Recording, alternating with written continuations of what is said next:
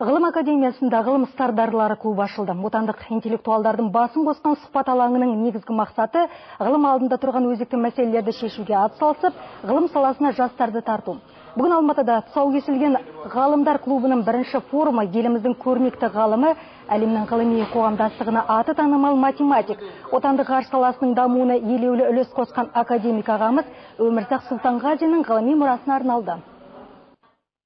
Қазақстандағы ғарыш ғылымының негізін салған осы сөз.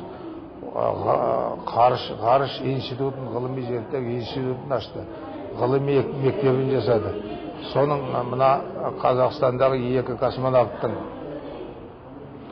ғылыми бағдарламасын ұшқанда, екі космонавттың ғылыми бағдарламасын жасаған осы кісінің басшылығымен болып еді. Сондықтан да біз осы бүгін Өмірзақ Сұлтанғазиннің жүрген жолдарын, ашқан жаңалықтарын халыққа, жастардың назарына ұсынғымыз келеді. Осындай игі істер арқылы ғылым стардарлары клубын ұйымдастырушылар мемлекет басшысының интеллектуалды ұлт идеясына қолдау көрсетіп, Алматыдағы ғылым ордасын имандылық пен білімнің, мәдениет пен даналықтың орталығына айналдыруды мақсат тұтып отыр.